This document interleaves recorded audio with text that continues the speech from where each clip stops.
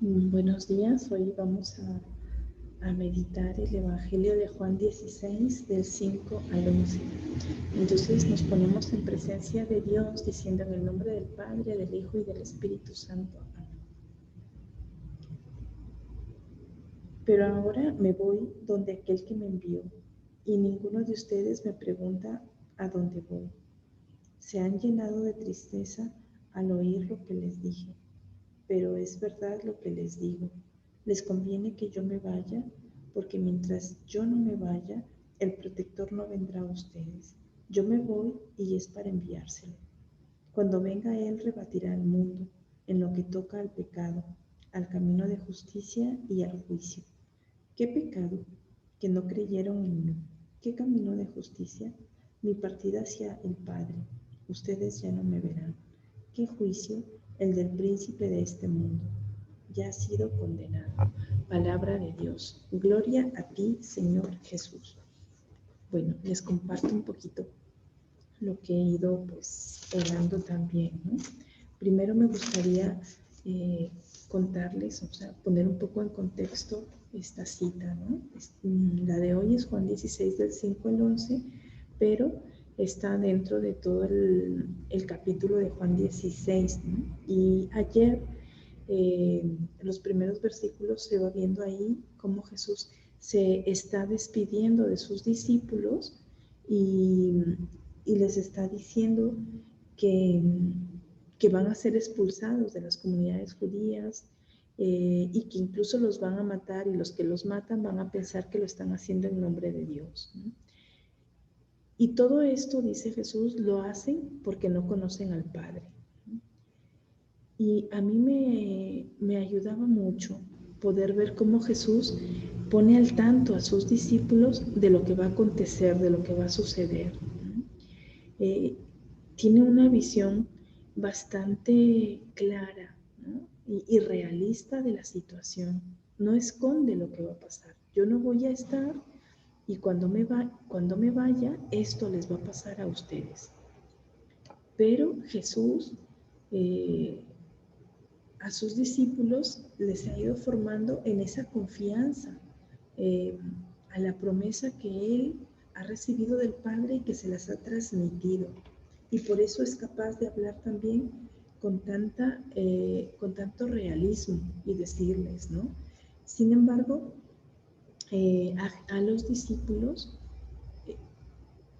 no caen tan en cuenta como en lo que va a pasar, ¿no? Como sí en que no van a tener al maestro, que no van a tener a su amigo, que no van a tener al compañero con el que han ido caminando día con día, ¿no?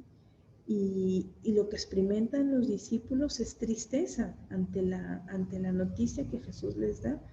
Es una tristeza, ¿verdad? Porque imagínense ustedes, ¿no? Tantos años viviendo con Él, 3 años compartiendo la misión, 3 años curando con Él, curando enfermos, expulsando demonios, anunciando la palabra, yendo de un lugar a otro, multiplicando los panes, ¿no? O sea, tanta experiencia, tantos, como dice una canción nuestra, tantos momentos compartidos, ¿no?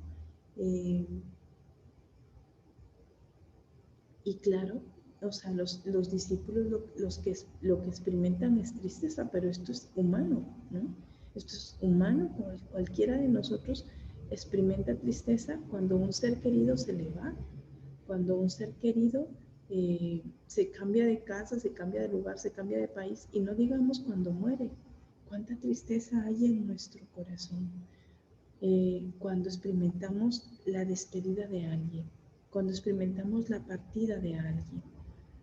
No les cuento que pues a mí me pasaba esto, ¿no? El año pasado cuando fui con mis padres y me quedé 8 meses, pues ya cuando tenía que venirme para acá, la despedida fue dura, porque pues todos esos 8 meses fue recordar infancia, adolescencia, juventud y compartir el presente. Y, y tenía que despedirme de mis papás y me costaba, ¿no?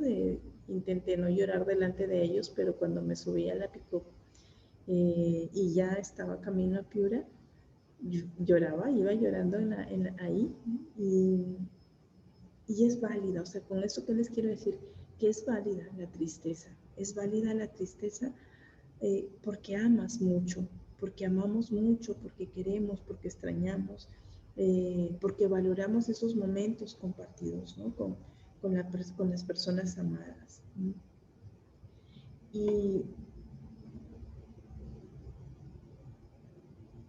Y también había otro aspecto, ¿no? Esa tristeza por la despedida que Jesús está haciendo de ellos, pero a la vez también probablemente experimentaban tristeza porque se experimentaban también abandonados.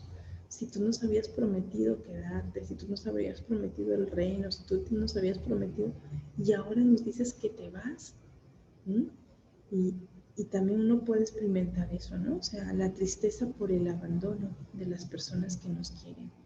¿Cuántas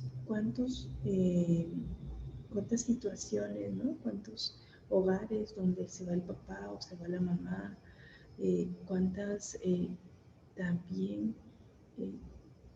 cuando se van los hijos, ¿no? y se quedan los padres ancianos, pues la tristeza en ese sentido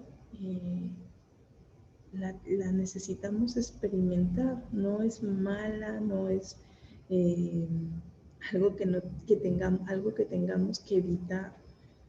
No, no lo es. Sin embargo, no nos podemos quedar ahí. Tenemos que ver la vida con esperanza. Es la invitación también, ¿no? que nos hace Jesús.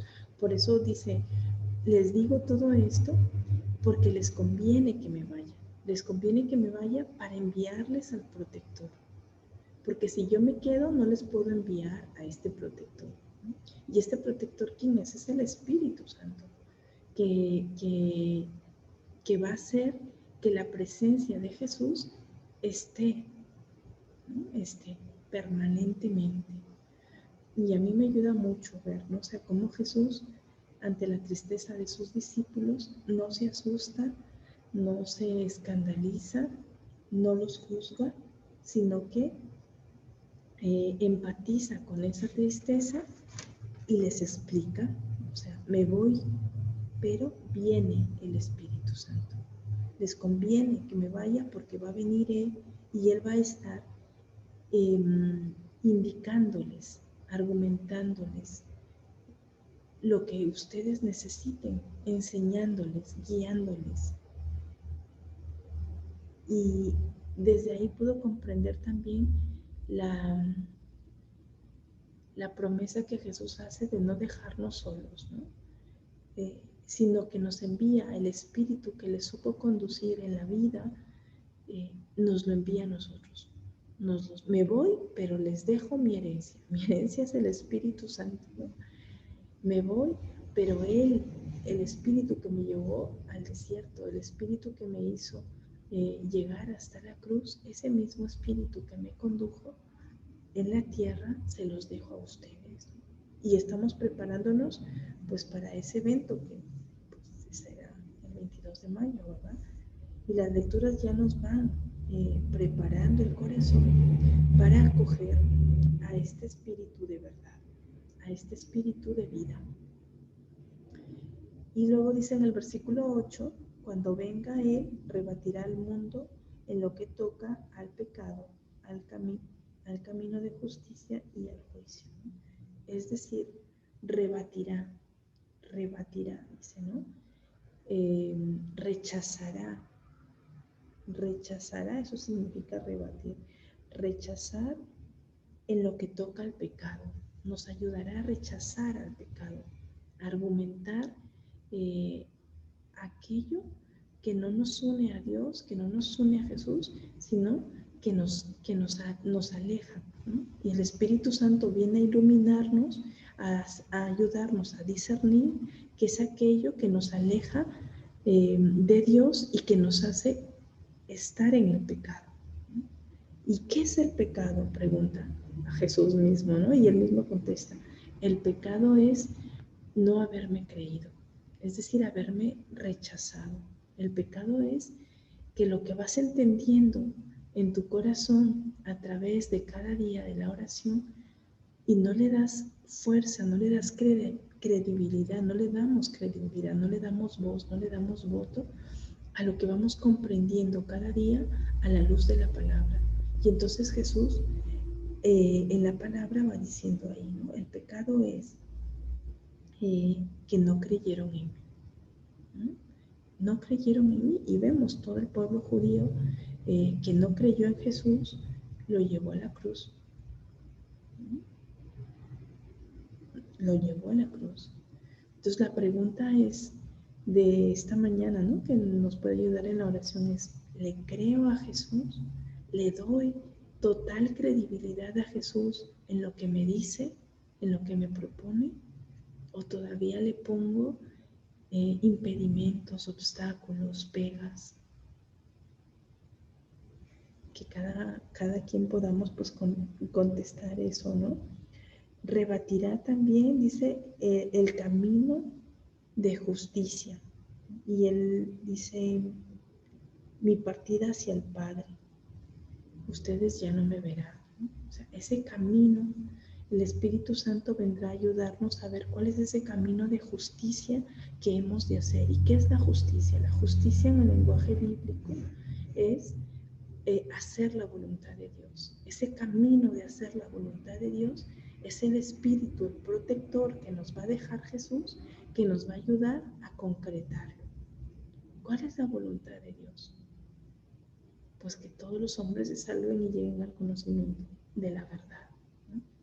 Pero, ¿cuál es el camino que hemos de hacer para que todos los hombres se salven y lleguen al conocimiento de la verdad?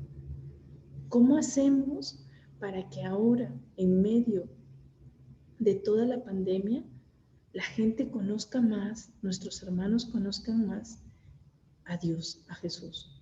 ¿Cómo hacemos si no pueden llegar a casa? ¿Cómo hacemos si no podemos tener el contacto físico con las personas? ¿Cómo hacemos? ¿Cuál es ese camino? Porque pues antes de la pandemia bastante habíamos recorrido, ¿no? Nos inventábamos qué posadas, qué vía crucis, qué vía lucis, qué día de la familia, qué paseos familiares, tantas cosas que hacíamos presencial. Y ahora que no podemos estar presencial, ¿cuál es ese camino de justicia que hemos de hacer? ¿Cuál es ese camino, esa voluntad de Dios? ¿Qué tenemos que recorrer para que le conozcan más? ¿Cómo ponemos en función de la evangelización nuestra creatividad? ¿Cómo explotamos estas plataformas virtuales que si bien son cansonas, lo son, pero que es el medio, es el instrumento que tenemos ahora para llegar a nuestros hermanos? ¿Qué hemos de hacer para no quedarnos en la insatisfacción de no tener los medios que hemos tenido antiguamente? ¿Cómo hacemos nuestras escuelas de la palabra más creativas? ¿Cómo hacemos nuestros grupos de matrimonios de una manera creativa, de una manera donde haya interacción? Si solo es a través de Zoom, ¿qué necesitamos hacer? Pues preguntemos al Espíritu Santo cómo poder hacerlo, ¿no? Y luego también dice el camino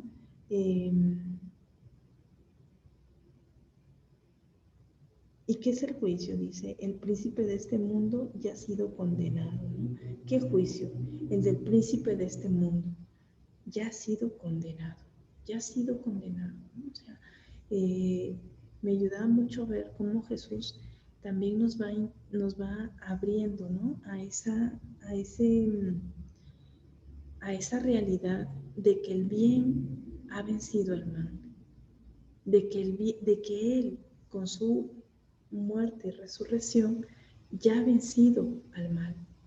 Y aunque las evidencias de la corrupción, que ante las evidencias de la desigualdad social, que ante las evidencias de las marchas que a lo mejor están orquestadas por unas fuerzas poderosas, ¿no? Como en Colombia, en el mismo Perú, ¿no?